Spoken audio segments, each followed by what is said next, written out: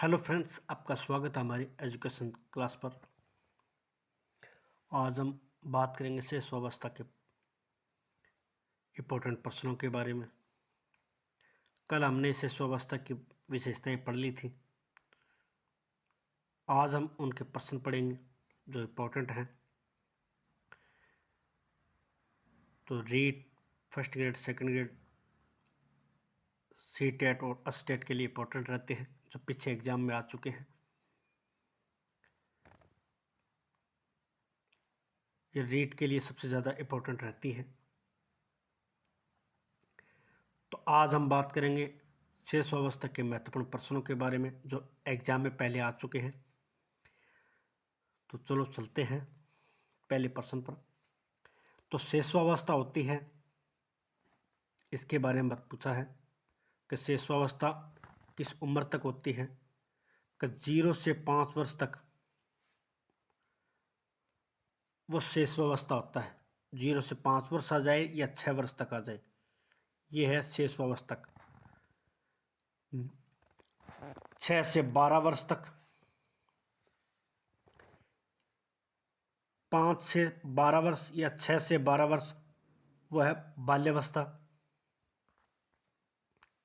इसमें दे रखा है 12 से 20 वर्ष या 12 से 21 वर्ष, ये किशोर अवस्था के तक आती है। आप याद रखें। इसमें प्रश्न पूछा गया कि शेषावस्था होती है तो 5 वर्ष तक होती है, आंसर है वो 1 है। 12 वर्ष तक, 6 से 12 वर्ष तक बाल्यावस्था की होती है, और 12 से 21 वर्ष या 20 वर्ष है वो किशोरावस्था के लिए होती है। नेक्स्ट प्रश्न है कि शेषावस्था की विशेषता नहीं है। शारीरिक विकास और मानसिक विकास का तीव्रता सबसे ज्यादा होती है। ठीक है। दूसरों पर निर्भरता, बच्चे अपने सारे काम शेषावस्था में वो अपने माता पिता पर ही डिपेंड रहता है। कपड़े पहनना है, नहाना है, धोना है, जो भी काम है खाने पीने का, वो सारे टोटल के टोटल काम है वो शेषावस्था में वो उसके माता पिता पर ही डिपेंडेंट रहता है, ये दूसरों पर निर्भर रहता है। मानसिक क्रिया की तीव्रता होती है, ये बात सही है। इसमें है नैतिकता की पूर्णता। नैतिकता की पूर्णता है वो गलत है। नैतिकता की पूर्णता का मतलब है इसमें नैतिकता होती है, शेषावस्था में नैतिकता नहीं होती। आप देखते हैं कोई आपका परिवार के अंदर कोई भी व्यक्ति आ जाता है तो बच्चा अब किसी भी चीज़ के लिए जिद करना शुरू कर देता है, वो रोना धोना शुरू कर देता है। उसे पता नहीं है कि सामने कौन आया है कौन नहीं आया। इसलिए क्या है, नैतिकता की उसमें कोई पूर्णता नहीं होती। नैतिकता नहीं होती है तो वो क्या है, दूसरे के सामने भी रोना शुरू कर देता है। तो ये और जिद करता है किसी चीज़ को लेने के लिए, तो नैतिकता की अपूर्णता होती है। नेक्स्ट प्रश्न है, शेषवाकाल को जन्म से 5 वर्ष की आयु किसने माना है। तो ये सिले ने माना है। इसका आंसर है वो 3 है। एक रोस की भी परिभाषा है, ये बाल्यावस्था के बारे में है। रोस कहते हैं कि बाल्यावस्था है वो छद्म या मिथ्य का काल है। यह परिभाषा है वो रोस की है। विकास की कौन सी अवस्था में सब प्रेम की भावना का गुण अत्यंत प्रबल होता है। इसका आंसर है वो शेषावस्था के अंदर होता है।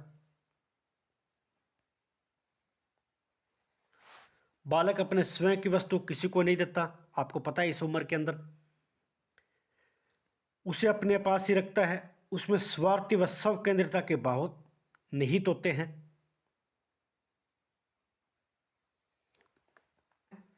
कि वृद्धि किस काल में सबसे अधिक होती है। तो वृद्धि मानसिक और शारीरिक होती है, वो शेषवा काल में सबसे ज्यादा होती है। इसका आंसर है वो शेषवा काल में है।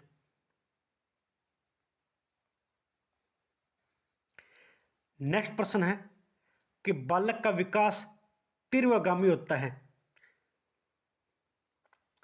तो बालक का विकास है वो तीव्रगामी है, वो जन्म से 2 वर्ष तक बीच में होता है। इसका आंसर है वो 2 है।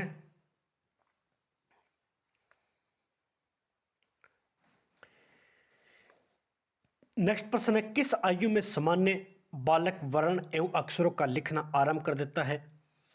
तो इसमें लिखने की बात कर रहा है, तो वो बालक लिखना कब प्रारंभ करेगा? बालक वर्ण और अक्षर का लिखना आरंभ कर देता है तो देखें 4 से 5 और 6 वर्ष तक बालक है वो स्कूल में जाना शुरू कर देता है या फिर घर के अंदर पढ़ना शुरू कर देता है। कोई बड़े परिवार के अंदर अगर पढ़ा लिखा हो तो उसके पास में बैठकर वो उसकी कॉपी में लिखना, टेढ़ी मेढ़ी लाइनें खींचना शुरू कर देता है। वो 4 से 5 वर्ष तक का बच्चा। 1 से 3 वर्ष तक का बच्चा है वो धीरे धीरे बोलना शुरू कर देता है, परंतु उसको सामान्य अर्थ का मतलब नहीं पता, परंतु वाक्य बोलता रहता है।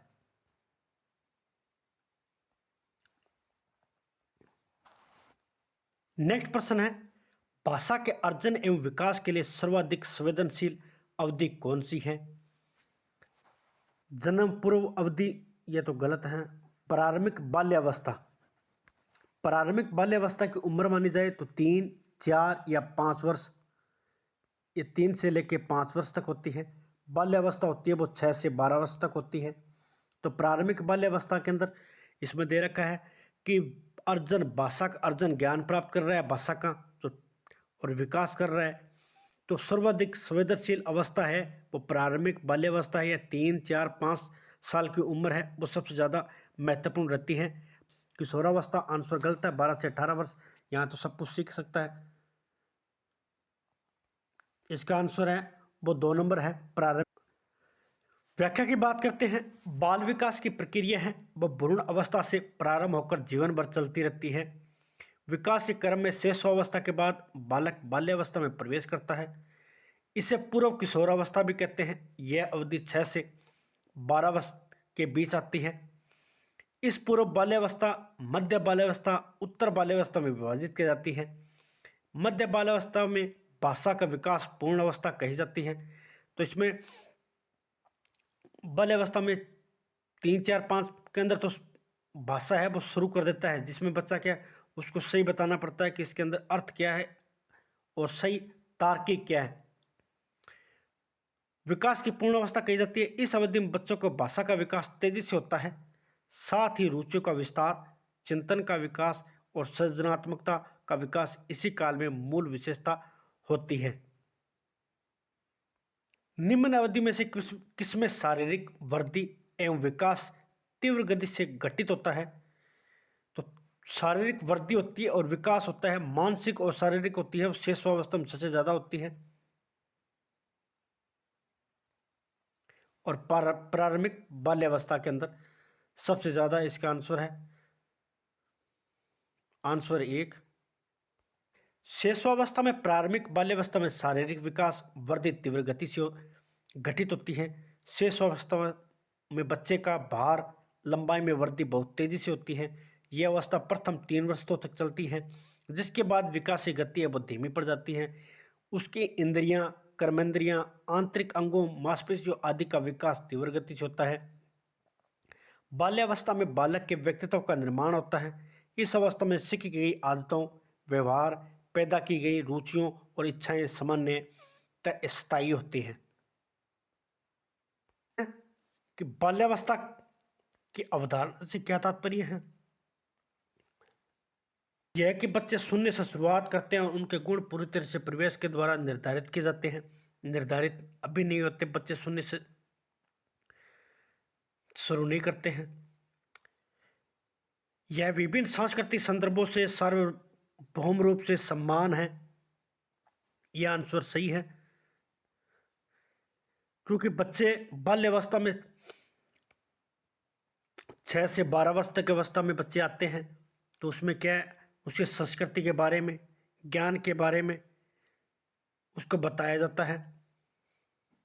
तो बाल्यावस्था की अवधारणा से अभिप्राय यह विभिन्न सांस्कृतिक संदर्भों सार्वभौम रूप के समान है।